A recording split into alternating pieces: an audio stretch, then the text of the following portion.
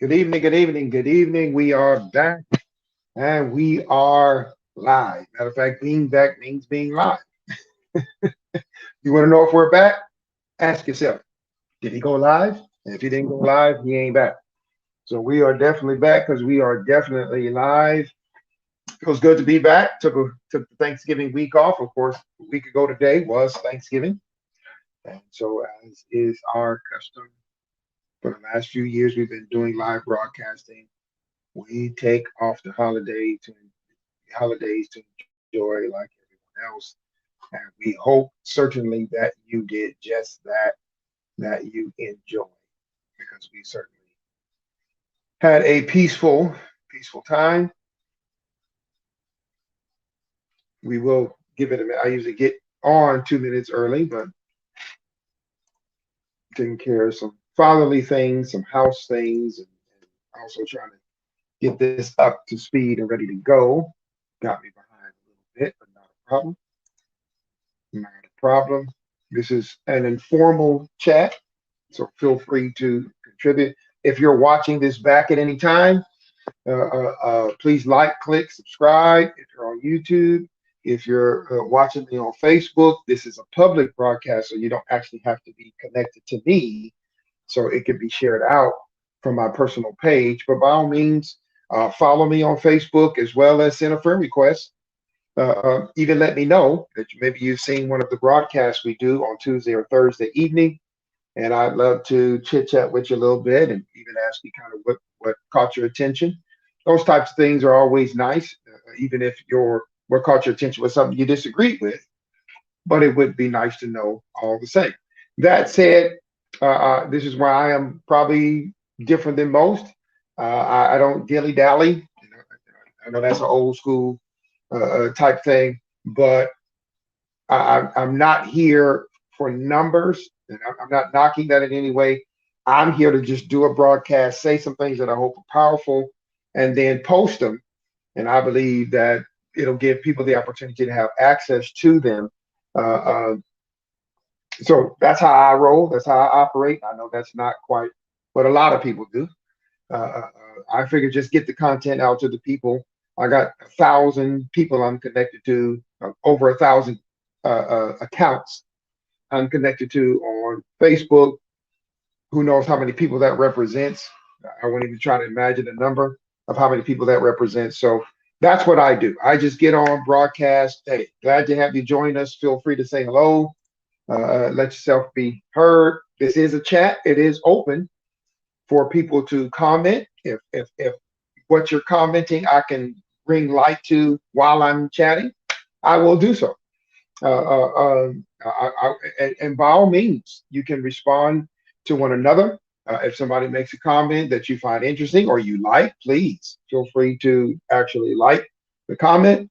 I'm sure they would appreciate that. Hopefully, we can all handle a little pushback.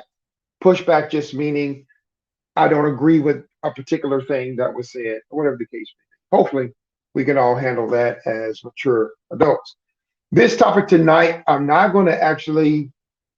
I'm saying that, then I'll be here an hour and 15 minutes, but I'm not going to necessarily talk about this looking to cover the entire hour or so that we set for this broadcast, in part because we have done very sensitive topics, we've done very difficult topics, we've said some very um, difficult things, to say the least. When you do difficult topics, it requires you be willing to say some difficult things. But this particular topic is one that I know because of the years I've spent in ministry on the planet, and this in ministry as well, which is more than half my life. I just know that this topic, and I think it's just perfect to do it around this time of year, is one that touches a lot of people, a lot of people. The pandemic has really brought some things to focus for me. I suspect that is true for others. Some are probably just tired of hearing about it. We're not going to talk about COVID-19 tonight, or the pandemic in the general sense. I don't want to get into or, Omicron or anything like that. However you say it.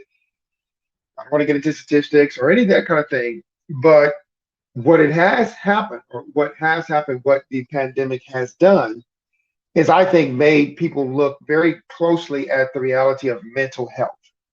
I'm doing a lot of self training for my new job. I'm very happy about the job. Feel blessed to be able to do it. I'm going to grow into it for sure. I'm one of those people who kind of do some self training.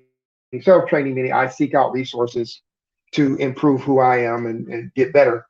And I've just always been that way. That's not a It's not a statement of brag or whatever. It's just true.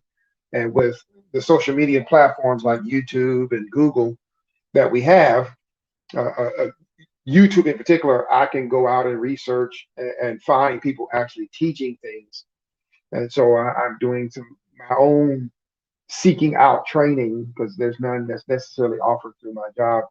And so, of course, I'm in the mental health field now and really kind of been connected to it all my life, especially all my adult life and ministry life. I've been in ministry since 19. So some of what I hear is new. Some of what I hear is not so new. My education, of course, as I've stated many times on Thursday nights, is in psychology. Applied behavioral analysis, in particular, is what my bachelor's degree is in. And so I've been in and around. I've been a school teacher for special needs children or special education or SPED, as they call it, special education. SPs for special. ED is education department. D for department. So I've been in and around special ed or special education in the special education department. Spent years in that as a teacher's assistant, as well as for a year a teacher in the Dallas area. So I've been in and around situations that would be categorized as overtly, I guess you could say, mental health situations. But a comment was made by one particular lady. I just watched a video of hers because I was trying to teach myself some new techniques or be taught some new techniques, I should say, for what I do. And it was actually the panel of, I believe, 6 or 8 people. I think 8 people. And one of the ladies who was on the Zoom call, clearly a Zoom call, stated that one of the things that we have to deal with now in light of this, what we're going through, is to recognize that mental health is a health concern, just like physical health.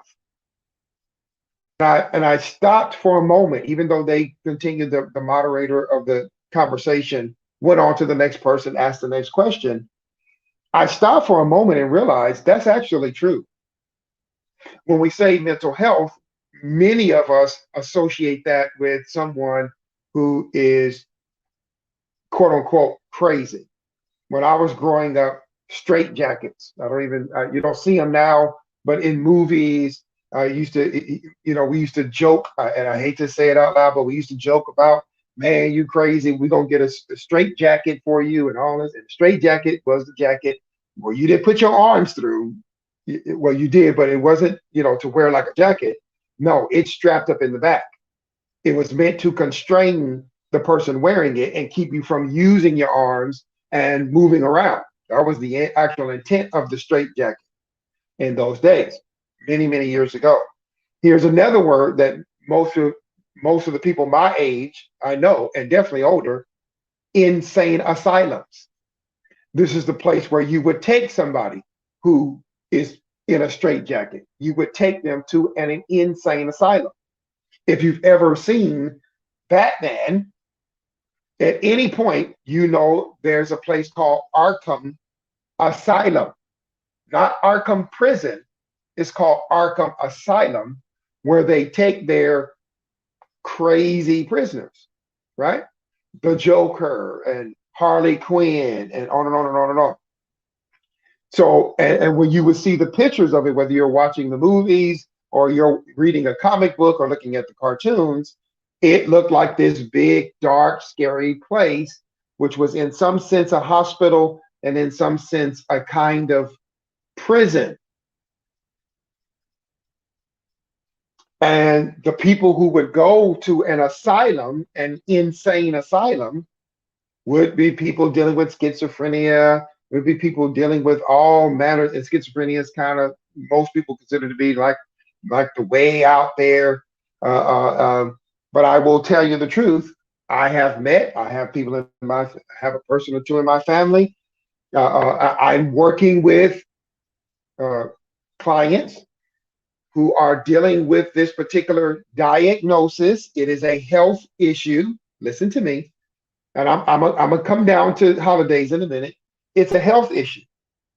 Schizophrenia is a health issue. Now, most of us thought about schizophrenia, and I'm just using that one, schizophrenia, bipolar, whatever, but schizophrenia in particular, as kind of an extreme. In our view, when I was growing up, I won't say our view, in my view, growing up, schizophrenia was like the most extreme. And again, straitjackets and insane asylums. And let's be real, we associated those places with criminals. Again, Arkham Asylum. So to some extent, that was probably accurate. I'm not suggesting we were completely off. We were just going by what we were shown. That's what we were led to believe. Some hardened criminal who just murdered a bunch of people without feeling was sent to this place, and then they would be in this place, and who knew what happened behind the big closed walls, and who knows. I was a kid, clearly. It was before even I was born. So I won't try to venture to say what really went on, but I want to first deal with the stigma of mental health and what this lady said. If you're watching this back, if you're watching me live, please listen to me.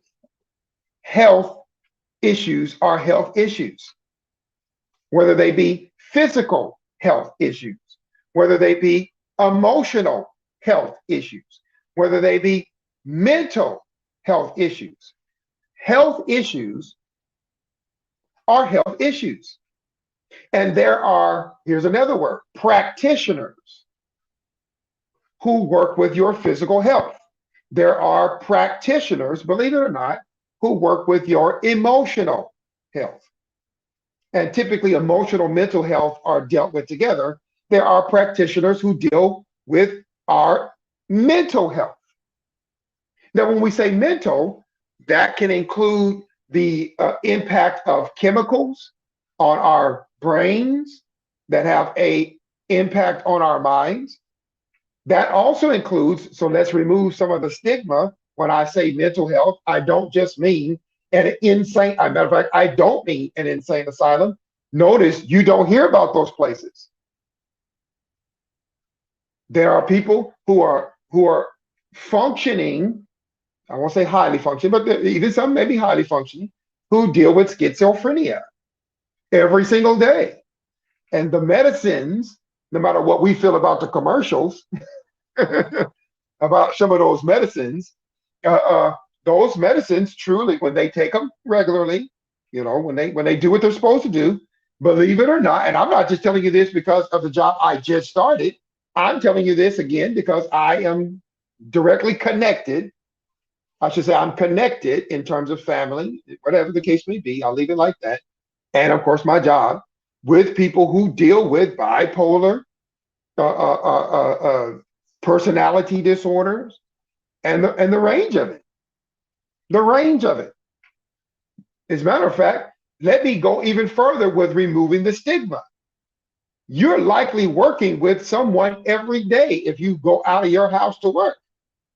You may have a customer come into your shop where you work, your store, wherever, if you're a waiter, if you're a waitress, whatever the case may be. If you are a male person, male man, male woman, and you're dropping off mail, you may be dropping off mail more than likely to a home of someone who is dealing with and up against some mental health challenges, not just physical health challenges, such as being in a wheelchair or a person who is an amputee. No, a person who is just as human as I am, as you are, but they are having some mental health struggles. Let me say it again. Health is health. Health issues are health issues. And I think it's high time, if we really want to help those who may be close to us. So what do you think I'm going to tell you now? Share this out. Get this in front of as many people as you can via YouTube, via Facebook. Get this out. Get this out to as many as you believe can benefit from hearing somebody like me, who is called a mental health professional, a mental health specialist. That's my title. I didn't give myself that title. That's actually the title that's given to what I do. I am classified as a mental health specialist. Now, do I feel like a specialist in terms of my application? Well, no. Give me some time, and I hope to be able to earn that title. Now, I'm just called that now, but I hope to be able to earn that. Anyway, let me remove some more of the stigma. The reality of it is there are people who are single, who are struggling with mental health issues, and who feel like they can handle getting into a relationship. Some right now are dating. Some right now are engaged to be married. And some, of course, on the other end, are actually married and maintaining a household. And yes, are mothers and fathers, and not just the extreme cases of a mother who, that I was told, unfortunately, but yesterday, day before, a mother who goes out to go hunting, kills a deer, and then comes home and chooses to murder one of her sons. Now, see, we hear that, and immediately, of course, like when I was young, and even now as a grown person, we go, "Ooh, crazy! That person's crazy." They have illness. That's a mental illness. Unfortunately, one of the things we know about mental illnesses, as well as physical, I'll get there in a minute, physical illnesses, emotional illnesses, whatever part of us, there are people, I believe, and I say this respectfully, I won't get into it, who are struggling with spiritual illnesses. Because one of the parts of us, now you may not believe in the spirit world, but I believe in the spirit world. Yeah, I know that sounds woo. I'm not talking about spooky Halloween stuff. I do believe that we have spirits. I do believe, yes, as a Christian, that they come from God. And I believe that there are people who have very sick spirits to one level or another. Okay. And obviously, I'm a person who has been chosen to help people deal with their spiritual sickness.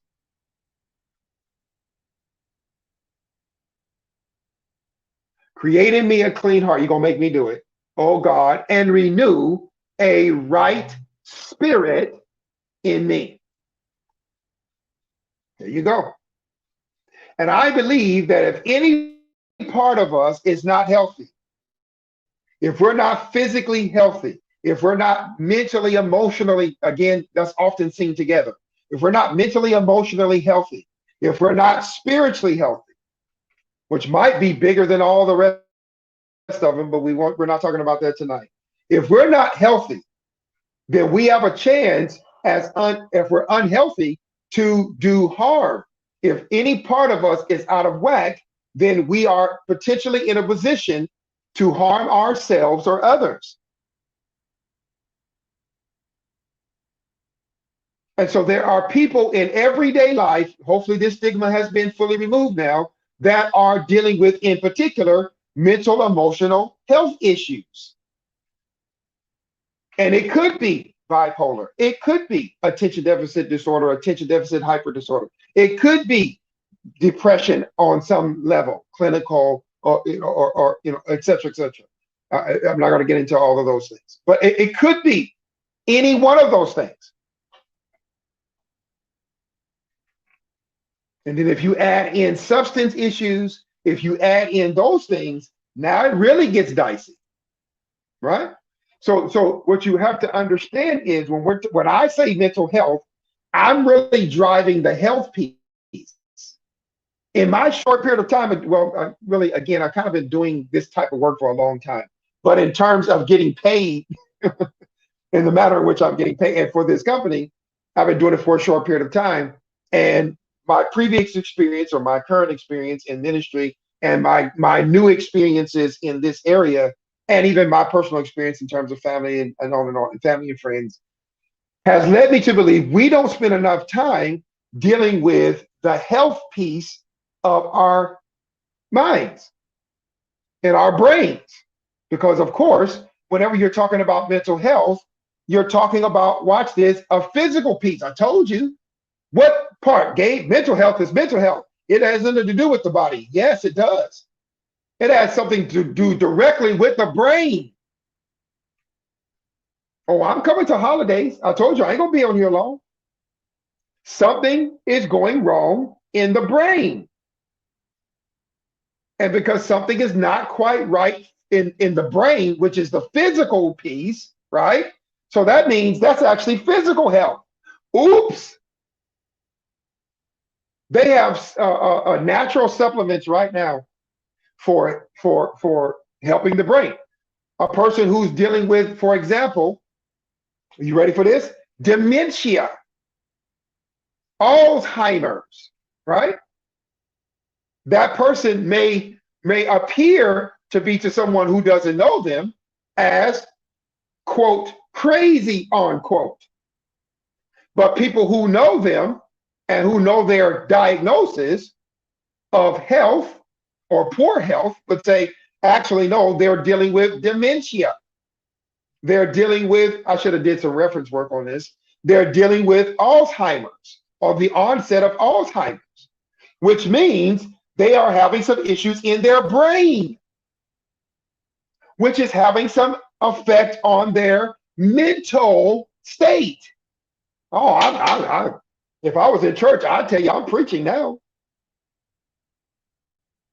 I want to remove the stigmas. I want us to begin to show some respect. I know that when people are doing things that we categorize as abnormal, then especially in their expression, then we want to, in our minds, I'm not saying you do it out loud, we want to put them in certain spaces in our mind. But let me ask you something, and then we'll go ahead and hit what we're going to hit tonight. I'm going to have to come back to this topic. Do you do that for other people who are visibly unhealthy or appear to be unhealthy? If you see a man or a woman or a child who is morbidly obese, now I use the word morbidly because the definition of obesity and the body mass index, some might argue the BMI. I'm actually over my body mass index. I'm actually categorically obese. See, some of you, what? I say, that's why I said morbidly. So somebody 900 pounds, let me just go way out there. Hopefully nobody watching me is in that space. Or maybe you have a relative who's, several hundred pounds. Nobody was ever meant to be 4, 5, 6, 7, 800 pounds. No one was built to be that. Our skeletal frames, there's no big bone. I know I've had discussions with people about that. We're not getting into that tonight. But there is no such thing as big bone. So you can carry 4, 5, 6, 7, 800 pounds. Some people may carry it better than others. But when you see someone who is clearly extraordinarily overweight, do you then go, oh, that person, look, they're sitting there eating a burger. They ought to be ashamed of it. Now, maybe some of you do. Let's talk. Let's talk about it. Let's go. I'm not trying to shame you. I'm just trying to get you to understand. When you see someone who is severely overweight, or maybe very skinny, do you not recognize that there is a health issue there? And so if you see someone who is very thin, they're 6'2" and they only weigh 110 pounds. That's really not good. I'm just trying to pick my words here. That's technically not healthy. That's not a healthy person. You're 6'2", which is 2 inches taller than me, and you're 110 pounds. What are you, 100 and maybe 110 pounds smaller than me? Now, again, remember, I'm technically overweight. I'm within about 10 to 15 pounds, if I'm not mistaken, where I should be. So if a person is 110 pounds and they're 6'2", 6 feet 2 inches tall, that's a person who is actually considered to be unhealthy. Do you overhear them say, "Ooh, I don't like to eat much"? Do you find yourself flipping out like you do when you see someone whose behavior seems to be abnormal?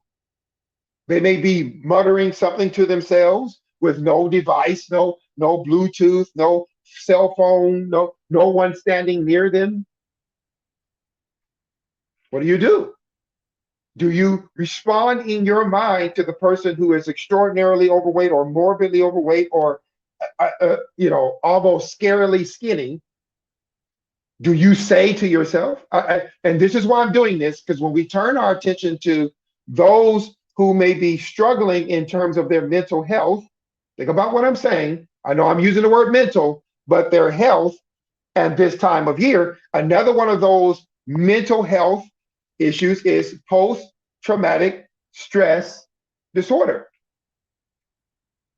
No, there's that word disorder. Let me give it to you as plainly as a disorder means out of order. There is a proper way we are supposed to handle stress.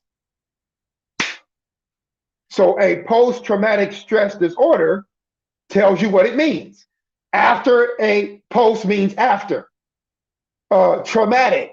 So after a traumatic experience, a person's stress management is out of order. That's all post-traumatic stress disorder basically means. Now, of course, you can go look at the psychological dictionaries and all that, and they get far more detailed, but post-traumatic stress disorder is the person's stress management is out of whack, it's disordered because after a traumatic experience, they had a traumatic experience. For example, and here we go with the holidays, and I'm almost done.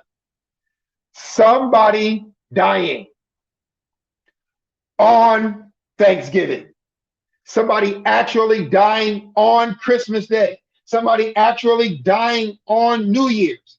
People die in this country and around the world every single day. Every day. That means they die on holidays. But not just Thanksgiving, not just Christmas. Some die on their anniversary or within the week of their anniversary, marital anniversary. Some die on their birthday or on the birthday of one of their children or somebody that's their dear friend. So every time that birthday comes, now this person potentially may struggle to handle the stress because their stress is disordered. See how that works? Because they have the trauma. Now, I'm not talking about if somebody kind of was, 97 years old and they passed away quietly in the night on my birthday. I'm going to use mine.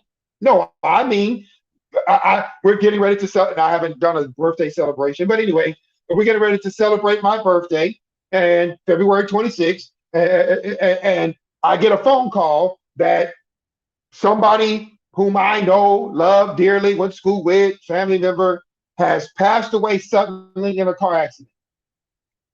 So now I shut down mentally because here it is, my birthday, and I just found out somebody who I was raised with, dear friend, whatever the case may be, life was taken. Tragic accident. That's a trauma. And it's on my birthday, which is my personal holiday. So when I come upon the holiday of my birthday, I'm using the term holiday. I know that that's a holy day, but I'm just using the term holiday in terms of a day of celebration. So when I come upon my day of celebration, February 26th, every year after that, I could potentially be re-traumatized by reliving the news that my friend died a year, 2 years, 3 years, 4 years ago on my birthday. So you understand that this gets really serious. And so when we come to Christmas, maybe I don't want to do too much of that, but a dear one, a dear family member, friend, maybe let's move away from death. Let's move away from death. Maybe you lost a job, and you lost the job during the holidays, especially Christmas. You know where I'm going. So here you are, you're planning for this type of celebration on Christmas, Christmas tree, Christmas lights, inviting family over. Maybe you have some kids or grandkids. Man, it's going to be awesome. And the end of November, you lose your job right after Thanksgiving. The company says, we're going under, belly up, we're done. Or, I'm sorry, Sally, Sue, Jane, John, Bob, you've lost your job. For what reason? For what reason? No, not this close to Christmas. Hey, I'm sorry. We hate to let you go, but we have to have some cutbacks. The pandemic has pushed. See, we don't have to talk about COVID and people getting the virus and getting the vaccinations. We can talk about the outgoing effects. And this, you have to believe, in now almost 2 years. We're pretty much up on 2 years of this pandemic raging. And now we have another variant. The reality of it is, you get this news that you have just been let go. And that severance check, while it might be nice, you know you ain't going to be able to buy those particular gifts that you had already planned for. You know that you're going to have to get the smaller tree than you already had in mind. You can't do all the ornaments and decorations. You certainly should not have a bunch of people over, because what it's going to cost to feed them and house them is going to be astronomical. What was supposed to be easy for you to handle financially now is going to be out of this world, because you just had a traumatic experience. And whether you want to accept it or not, it affects your health in a very mental health. Watch this, in a very similar way as being diagnosed, in a similar, stay with me, as being diagnosed with cancer. And unfortunately, whether you want to admit it or not, some of us know people who were told some things like I just shared, and like cancer, they were done. Like stage 4 cancer in the body, the moment they were told that their son, their daughter, their mom, their dad, their bestie, best friend just died tragically during the holidays, they were broken mentally and never recovered. In a similar way that stage 4 cancer, save a miracle from God himself, will take a person out, so will a traumatic experience that was unexpected. It will break a person's mental health. It comes out of nowhere and boom. And especially statistically speaking, I should have got my statistics, especially during the months of October, going into November and December. And unfortunately, and as a matter of fact, I should have asked my pastor's wife, Miss Janet Miller, because she works with a suicide hotline. She probably could have got me some statistics together for tonight, but especially when it comes to the issue of suicide.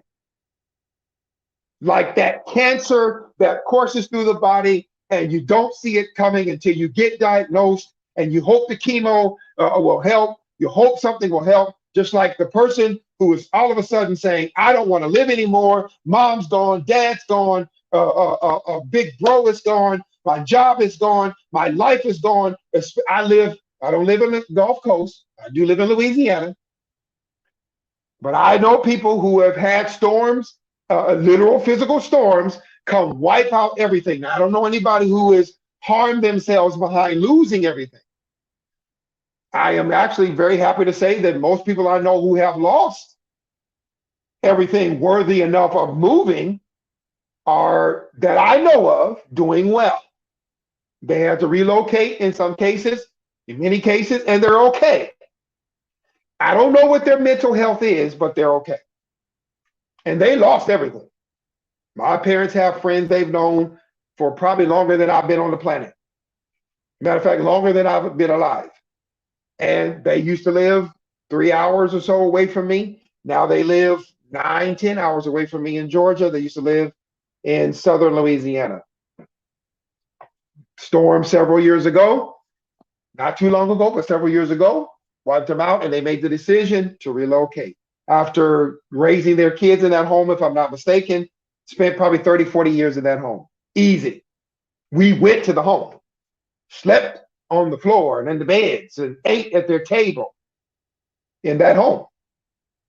In that home, they left it.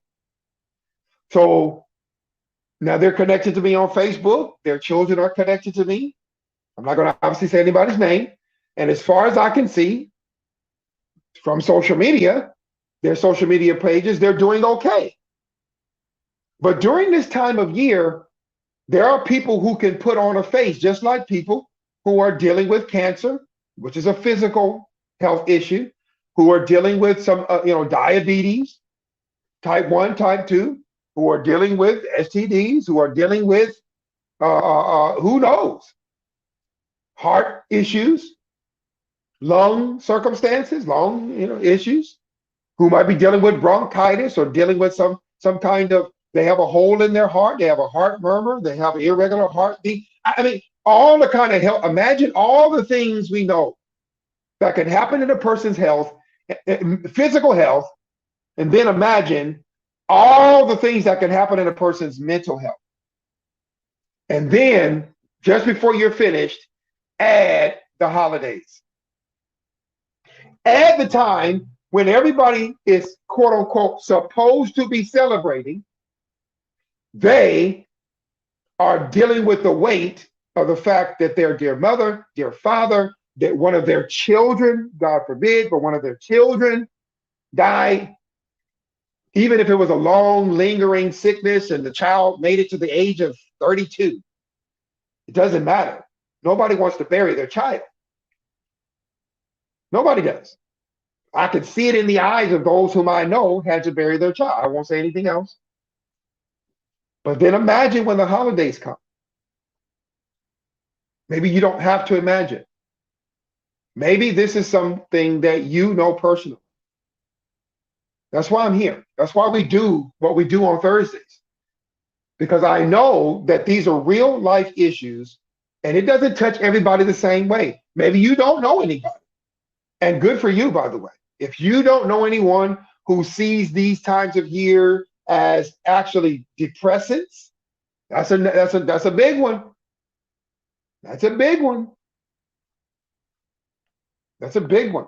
Believe it or not, you can have mental episodes so powerful, I've already talked about suicide, that they affect your physical life. As a matter of fact, post-traumatic stress. We talk about depression, and we need to talk more about it, and we need to talk more about it in a proper way. We bring up stress. We tend to deal with stress in a very kind of, I'm stressing out. I really believe we need to deal with stress very matter-of-factly. I really believe we need to talk very plainly about stress, because stress so happens to be that one, from what I've learned, what I've seen, not on my job, haven't been on it long, but what I've seen just in my years and years in ministry and talking to people, stress will break you mentally. It's like a stress not well managed is like a car wreck. And I've been in a car wreck or two in my lifetime. And if stress gets too far out of control, again, post-traumatic stress disorder, now you're completely mentally disorganized, and not just stress, but any stressor, not just the holidays, anything. Something doesn't quite go through when you expect it to on your bills. Boom, sets you off. Please hear what I'm saying to you. And I understand that, people ain't gonna necessarily say too much, because this subject, I told you when I started, rubs up against all of us. It's one I don't think we're probably as honest about as we need to be. Let me just do what I do. Okay. Don't get mad at me. Stay with me. Contact me. I've been saying it. I've been saying this long before anybody paid me any money. And I haven't even got paid yet. I won't get paid for another 13 days. But the reality of it is for the job I have now. And you can't pay me enough as a pastor. I mean, that doesn't make sense. I do it for free. I've done it for free, by the way. I've been a pastor and didn't get paid. So the reality of it is, I believe we don't talk about these things. We definitely don't want somebody like Gabe linking stress to potential mental health issues.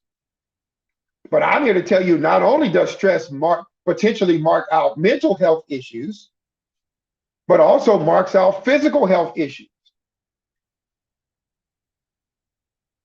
And of course, if I want to be holistic, for those who are Christians in particular, it marks out spiritual health issues. Why do you think the Bible says, be anxious? Jesus said, be anxious for nothing. I believe Jesus, who was the chief physician, understood what anxiousness does to the physical body. And notice, he didn't go at what you're going to buy for Christmas. He said what you're going to eat, what you're going to drink, what you're going to wear, what kind of shelter you're going to have. Jesus went for the biggest subjects possible and said, look, don't be anxious, because anxiousness leads to stress, and stress can break you. It can break your mental health. It can break your physical health.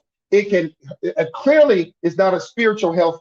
It's a spiritual health issue, and you're not spiritually healthy. If you're stressing, if you're anxious, you're not spiritually healthy. Anxiety disorder, where your ability to handle, we all got to deal with anxieties. We all have to deal with stressors, but if they get out of control, and then again, I'm going to say it to you again, add the holidays. Add the holidays, and for the second year in a row, there are people who are hearing about supply shortages, and they are used to having big, huge Christmas blowouts. And oh, Gabe, that's no big deal. That's you saying that. What if that was their life? What if that was their moment in time? That's their, and I'm not trying to say this to be rude, but for them, Christmas like their favorite holiday. They grew up and they celebrated big parties or whatever, and family got together at log cabins and snow and all of that. Now to somebody like me who grew up in Central California and it was kind of cold, kind of warm, we played outside. We didn't care. We didn't care. But for those who you know, who it's a big deal, you know, they're going to feel that. And I have respect for that. I understand people can say all they want to say, but I have respect for that. I respect the fact that if a person is accustomed to for decades growing up and became adults, and they always wanted that for them and their children, their husband, their wife, and they have these big celebrations, and they get fired from a job, and that job was going to buy their daughter, who has done so well in school, all the way from September or August now. I'm kind of old. From August all the way till November, and mom, am I going to get those Christmas gifts? And she doesn't know. Mom was just told. Mom was just told earlier that day she's fired. And she's sitting at the kitchen table, and her daughter comes in. Mom, I was online and I looked up the doll that I've always wanted. And Mom, I've been good, right? Yes, baby, you've been good. And you promised me, Mom, you promised me that I would get that doll if I was good.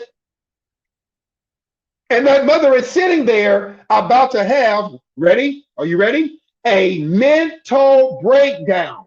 Now, again, I know we can easily write that off. Well, just get over it. I didn't always get what I wanted, but that means you were accustomed to it. Hey, I was accustomed to not getting things. I even stopped asking for them. I didn't even ask. I didn't write no list, and if I did, it was because I was at school. What do you want for Christmas? And so I'd write a list. It wasn't like I was really thinking I was going to get it. And I'm not saying that I had a terrible upbringing or that I hated Christmas. No, we got stuff. We got clothes. And we needed clothes. I was a growing boy. I needed my pajamas. I'd grow out of them. But for those who anticipated something else and it doesn't happen, that can break you. Do you understand what I'm saying? That can break a person mentally.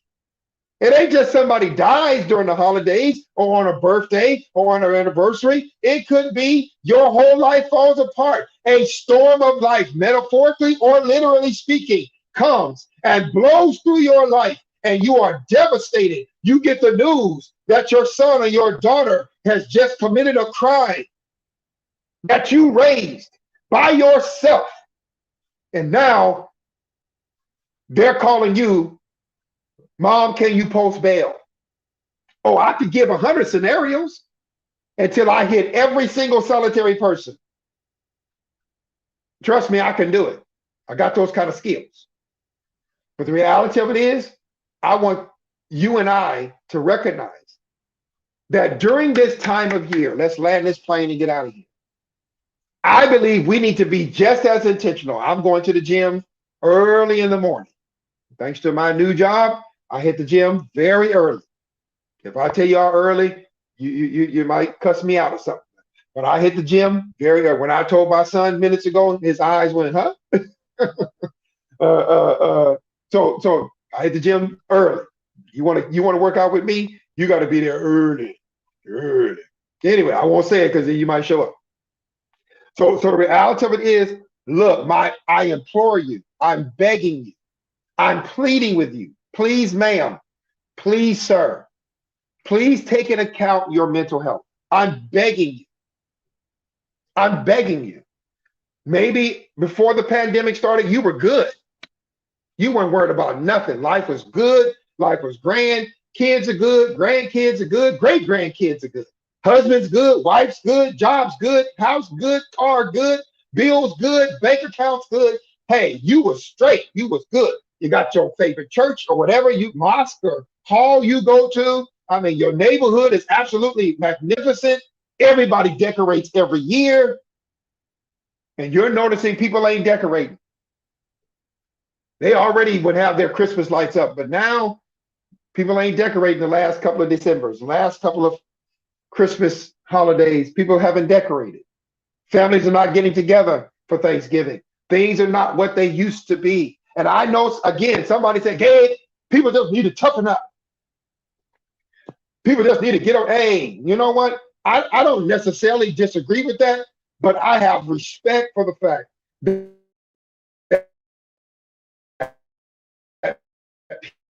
people, some of us have physical. Sorry, I guess a little internet, I got a little delay there. And some have emotional, mental health issues. And so I want to just tell you, beg you, plead with you to at least give some time to think about it. Give some time. Let me give you a few pointers, a few things that you want to do.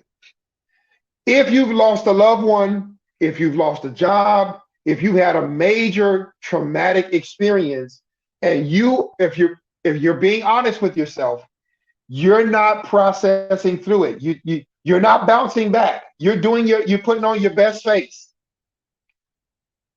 Look at me. But you and I know you're not bouncing back like you used to do. This ain't an age thing. This is a mental thing. And I'm not saying you're crazy. Again, remember, we don't do that no more. You don't hear about straitjackets and asylums anymore. You don't do that. At least not that I know of. I haven't heard about that in years, decades. We don't go there. I need you to be okay with seeking some help. If you are finding that you're struggling with processing, things are out of order. If things are mentally out of order, that means you are struggling with a disorder. And I know those words just, I don't have a disorder.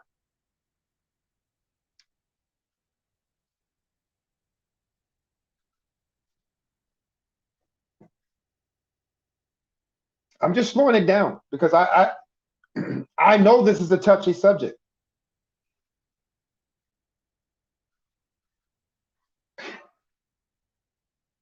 In one of my sessions, obviously no names, one of my sessions, I work with children and with grown males, grown men and with children. One of my sessions yesterday, I'm talking to what is an 11-year-old young man and his parent and his niece. Won't get into the particulars of what this child has been through, obviously, and what they're dealing with in terms of the expression of their mental state. His mom made a reference to where she works, and she works with patients who are elderly and also have mental uh, uh, health issues, right? And so he looked over at her and said to her, "Oh, that's different. That's different. That's not me. I'm not. That's not me. That's not me, Mom. That's people who are sick." I said, respectfully speaking, I said, "Let me ask you something. Why am I here?" It was a home visit. I said, "Why am I here?" He said, "Huh?" I said, "Honestly, why am I here?" "Because my mom," and then he stopped. He said, "Well, because I asked my mom for help." Now, again, I'm not going to get into the particulars. I need help with this, that, and the other. And these are mental, emotional issues. He told his mom, "Mom, I think I need help with some of the things that I am experiencing mentally and emotionally." He spoke up, 11 years old. I said, "Now, first of all, I applaud you because you spoke up and said to your mom, you need help. So I applaud you." I said, "But to be honest with you," I probably called him son. Sometimes I do that with young people. I'm not trying to be rude, but I probably called him son. "Listen to me."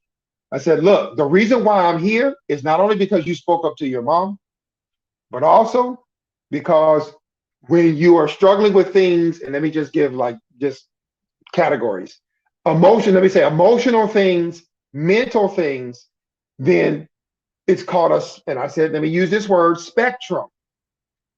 And a spectrum is from like the worst case to the best case, but they all fall under the same category. And I said, what you're dealing with falls under the same category as where your mom works. He said, "Really? 11 years old?" I said, "Yes. You are dealing with something mentally and emotionally, just like her clients, but they're on a different level of care than you're on." And she looked at me like, and I said, "You've never heard that before, have you?" He said, "No." Here was his next words: "Do I have a diagnosis?" 11 years old. He said, "Do I have a diagnosis?" I said, "Yes, you do." I told him what his diagnosis is. Do you realize that 11-year-old, you could see it on his face? It was like a peace of mind. Oh, even though he's gone through the assessment with the actual counselor, et cetera, it was like somebody, and I'm not talking about me, I'm not trying to brag on me. Please hear me. Please hear me. It was like, wow. Oh, so that's what it is. I have a mental health issue. It's a health issue. I said, absolutely. Absolutely. Not only did he not get mad, he didn't flip out, he didn't go off. It was like, oh, okay, okay. Have you ever had a cough, or have you ever had something going on, a symptom? You went to the doctor, you went to emergency, they said, well, we don't really know. I mean, here's some medicine. Please go see your PCP, your PCP, your personal care provider, practitioner, right? So you make an appointment, you got a cough that you just can't get rid of. They run a bunch of tests, and you just really worried because you've got this cough. And then all of a sudden they go, oh, this. Even though you still got the cough, there's a sense of peace of mind because now you know that this is the underlying cause of the cough. Now, of course, the next thing you want to hear is, how do we fix that? Some mental health issues can be fixed. Some mental health issues cannot be fixed. Let me be transparent and get out of here. I suffer from attention deficit disorder. Now, was I diagnosed with attention deficit disorder as a child? No. That's all I'm going to say about that. But obviously, I'm educated in this area. My degree is in psychology. I've dealt with a child here and there in my lifetime as an adult and marriage and all of that who has suffered from attention deficit hyper disorder. So I knew the symptoms. My marriage was over. I'm being a little bit transparent. Don't fall apart on me. My marriage is over. I'm going through the process of dealing with this trauma. When marriage ends, it's trauma, especially if you didn't anticipate or desire for the marriage to be over. And I'm not here to point fingers. Don't take it this way. So in the process of working through some other issues that had nothing to do with the marriage, but the marriage ending forced me to face, did you catch that? I began to realize, looking at the information and some other things that came up anyway, you know what? I have almost, with the exception of hyperactivity, I have a hard time. I'm constantly moving, if you notice during the broadcast, constantly fidgety, on and on and on, hard time paying attention.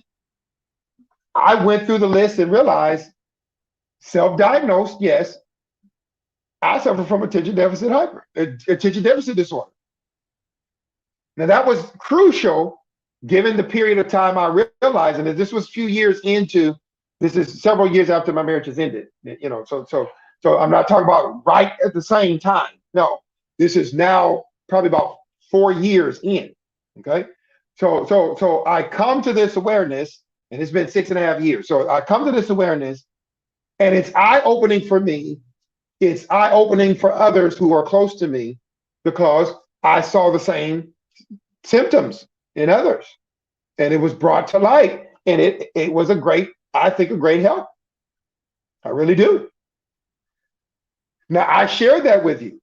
Now, I didn't have to go to a counselor per se for that, because as I've explained to those whom I've shared this with, I had to learn how to process, really kind of, if you will, the hard way. My parents didn't know anything about it. That's why I'm not getting into that. They didn't know anything about it. They did the best they could with their son. And they did a pretty good job, I would say. I would like to think they did a good job. I'm sure they think they did a good job. And they did. They did. I'm a pretty decent guy. Decent. I wouldn't say good, but decent. But now that I know, I want to help other people. I want to help other people understand. Now, this is me at 40-something years of age coming to the realization I have dealt with attention deficit on top of the fact I have that mental issue, by the way, that is a mental issue. Attention deficit disorder. That is my attention span is not what it's supposed to be. It's not. Gabe, why are you saying that out loud? Because I want to remove the stigma. I want to remove any sense that by saying that out loud, oh man, look at that. Oh man. You're seeing athletes, and you're seeing professional athletes, and you're seeing professional actors and doctors and things admit that they struggle with depression.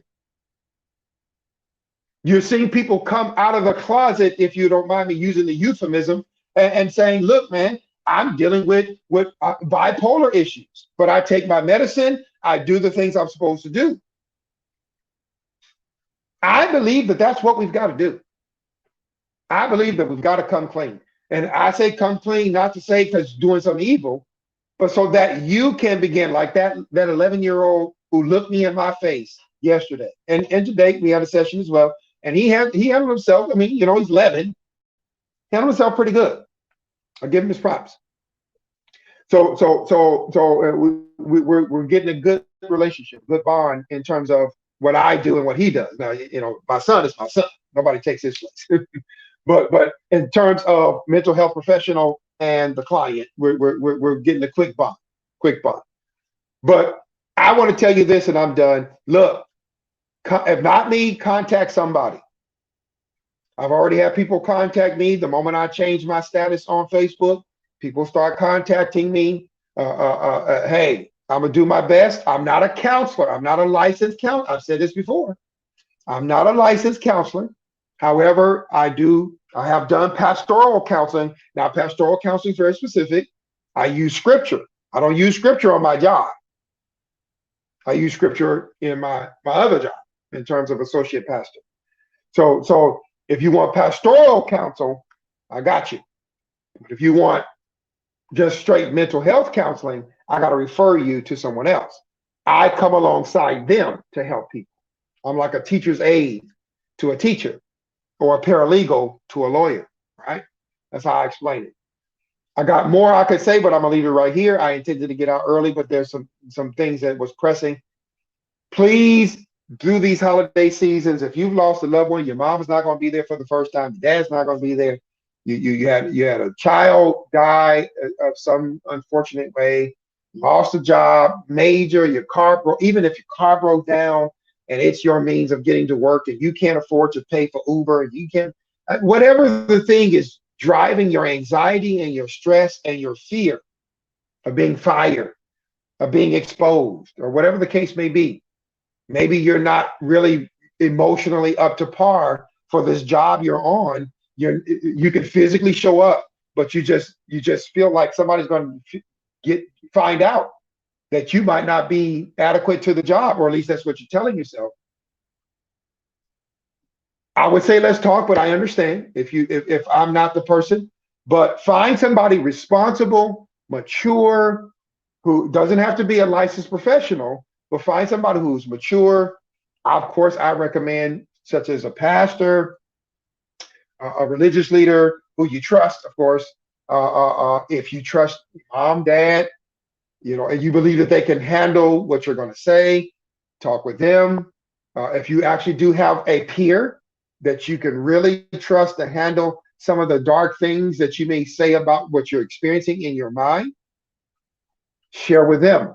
But I'm begging you, once again, before I get off here, I'm pleading with you, please don't walk through the rest of this holiday season. I know we're almost at Christmas. It's just amazing to me. We're 23 days away from Christmas, but please, please do what you can, because your mental health matters to your overall health. Your mental health matters to your overall health. Take care of yourself. Take care of your family. Until next week.